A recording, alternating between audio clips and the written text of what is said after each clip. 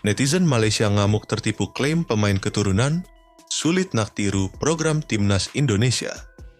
Indonesia tampil mengesankan. Malaysia berupaya meniru jejak Timnas Indonesia. Perbandingan sepak bola Indonesia dan Malaysia. Usaha Malaysia meniru jejak Indonesia dengan pemain keturunan. Kemarahan netizen Malaysia. Perbedaan strategi Indonesia dan Malaysia dalam program pemain keturunan. Ada beberapa faktor yang membedakan kedua negara. Dalam hal ini, 1. Jumlah dan sebaran diaspora. 2. Regulasi dan silsilah keturunan. 3. Strategi yang terencana. Indonesia tampil mengesankan, Malaysia berupaya meniru jejak Timnas Indonesia. Pada beberapa tahun terakhir, Indonesia telah mencuri perhatian di kancah sepak bola Asia dengan pencapaian yang mengesankan.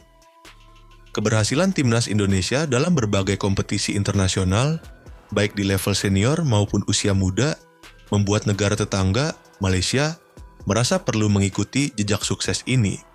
Salah satu langkah yang diambil Malaysia untuk meraih keberhasilan serupa adalah dengan mencoba mengadopsi program pemain keturunan yang sebelumnya terbukti efektif bagi Indonesia. Namun, usaha Malaysia untuk meniru kesuksesan tersebut tidaklah semudah yang dibayangkan, terutama karena masalah terkait klaim keturunan yang ternyata banyak yang tidak akurat. Perbandingan sepak bola Indonesia dan Malaysia di tahun 2024. Tahun 2024 bisa dibilang bukanlah tahun terbaik bagi sepak bola Malaysia. Di ajang Piala Asia 2024, Indonesia menunjukkan kualitasnya dengan melaju hingga babak 16 besar. Sementara Malaysia justru harus puas menjadi juru kunci di grup D. Hal ini tentu menjadi sebuah kenyataan pahit bagi penggemar sepak bola Malaysia yang berharap tim mereka bisa tampil lebih baik di ajang bergengsi Asia. Begitu pula di Piala Asia U23, Indonesia kembali menunjukkan dominasi dengan menembus semifinal, sementara Malaysia terpuruk di dasar klasemen grup. Tidak hanya di ajang antar negara Asia, Indonesia juga menunjukkan kualitasnya dengan lolos ke babak ketiga kualifikasi Piala Dunia 2026, sementara Malaysia gagal mencapai tahap tersebut. Meskipun Malaysia pernah mencatatkan prestasi besar dengan menjuarai Piala AFF, namun hasil-hasil ini jelas tidak bisa menutupi ketertinggalan mereka dari Indonesia di level Asia. Usaha Malaysia meniru jejak Indonesia dengan pemain keturunan. Melihat keberhasilan Indonesia dalam memanfaatkan pemain keturunan yang bermain di Eropa, banyak penggemar sepak bola Malaysia yang mendesak tim mereka untuk mengikuti jejak tersebut. Harapan mereka, dengan mendatangkan pemain-pemain keturunan, Malaysia dapat meningkatkan kualitas tim nasional mereka dan meraih kesuksesan yang lebih besar di tingkat internasional.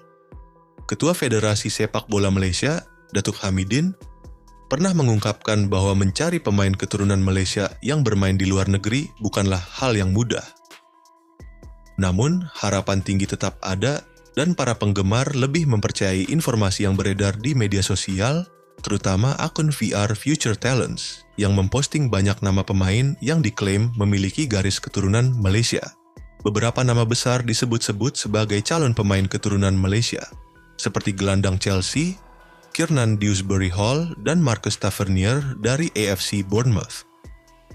Selain itu, ada pula nama-nama seperti Josh Brownhill dari Burnley FC, James Shackleton dari Sheffield United, dan Taylor Moore dari Bristol Rovers. Namun, setelah dilakukan penyelidikan lebih lanjut, ternyata banyak dari pemain yang disebutkan oleh VR Future Talents ini tidak memiliki hubungan darah dengan Malaysia. Beberapa pemain yang disebutkan bahkan mengonfirmasi bahwa mereka tidak memiliki keturunan Malaysia, yang tentunya mengecewakan banyak pihak yang berharap mereka bergabung dengan timnas Malaysia.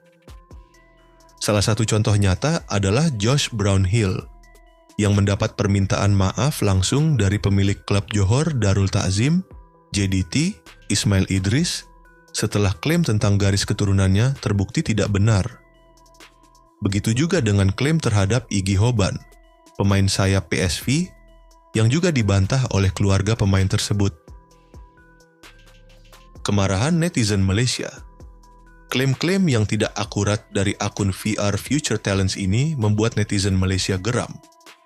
Banyak yang merasa ditipu dan akun media sosial tersebut akhirnya terkunci setelah mendapat kritik tajam dari para penggemar sepak bola Malaysia. Sejumlah netizen mengungkapkan kekecewaan mereka dan menyebut akun tersebut sebagai sumber penyebar informasi yang tidak bertanggung jawab. Bahkan, beberapa orang mengkritik akun tersebut dengan menyebut mereka tidak mengetahui dengan jelas tentang siapa saja yang memiliki keturunan Malaysia. Perbedaan strategi Indonesia dan Malaysia dalam program pemain keturunan. Dalam konteks program pemain keturunan, Indonesia dan Malaysia memiliki perbedaan yang cukup signifikan. Ketua Federasi Sepak Bola Malaysia, Datuk Hamidin, menyatakan bahwa meskipun apa yang dilakukan Indonesia dengan memanfaatkan pemain keturunan sangat sukses, hal yang sama belum tentu dapat diterapkan di Malaysia. Ada beberapa faktor yang membedakan kedua negara dalam hal ini. 1. Jumlah dan sebaran diaspora. Indonesia memiliki populasi yang lebih besar dan diaspora yang lebih luas, terutama di Eropa, akibat sejarah kolonial dengan Belanda. Diaspora Indonesia di Eropa, khususnya, telah menghasilkan banyak pemain yang memenuhi syarat untuk dinaturalisasi sebagai bagian dari timnas Indonesia. Sementara itu, Malaysia memiliki diaspora yang lebih kecil dan terbatas, yang membuat pencarian pemain keturunan di luar negeri lebih sulit. 2. Regulasi dan silsilah keturunan. Dalam hal regulasi FIFA, Indonesia memiliki lebih banyak pemain keturunan yang memenuhi syarat untuk dinaturalisasi, dengan garis keturunan langsung yang dapat ditelusuri hingga kakek atau nenek. Sebaliknya, Malaysia seringkali menghadapi masalah karena beberapa pemain yang mereka incar tidak memenuhi syarat keturunan yang ditetapkan FIFA, karena garis keturunan mereka terlalu jauh. 3. Strategi yang terencana. Indonesia, di bawah pimpinan PSSI yang dipimpin oleh Erick Thohir, telah menerapkan strategi yang lebih terencana dalam mencari dan mendekati pemain keturunan. Hal ini termasuk kerjasama dengan federasi sepak bola negara lain dan pendekatan proaktif terhadap pemain-pemain yang berpotensi bergabung dengan timnas Indonesia. Di sisi lain, Malaysia masih menghadapi berbagai tantangan dalam hal prosedur naturalisasi dan membutuhkan upaya lebih keras untuk mewujudkan impian mereka. Kesimpulan, meskipun Indonesia berhasil dengan program naturalisasi pemain keturunan, penerapannya tidak semudah yang dibayangkan oleh banyak pihak, terutama di Malaysia. Klaim-klaim yang tidak akurat mengenai pemain keturunan hanya menunjukkan betapa sulitnya tantangan yang dihadapi oleh Malaysia dalam upayanya meniru keberhasilan Indonesia. Selain itu, perbedaan dalam hal jumlah diaspora, regulasi keturunan, dan strategi yang diterapkan oleh masing-masing federasi sepak bola menunjukkan bahwa setiap negara perlu merancang program yang sesuai dengan kondisi dan potensi yang dimiliki. Walaupun Malaysia masih berusaha untuk meningkatkan kualitas sepak bola mereka, dengan pendekatan pemain keturunan, Indonesia tetap menjadi contoh sukses yang sulit untuk ditiru begitu saja.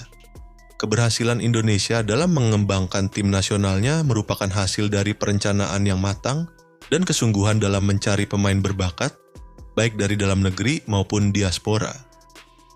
Mungkin bagi Malaysia masih ada jalan panjang yang harus ditempuh untuk bisa mencapai level yang setara dengan Indonesia di kancah sepak bola Asia. Bagaimana menurut kalian?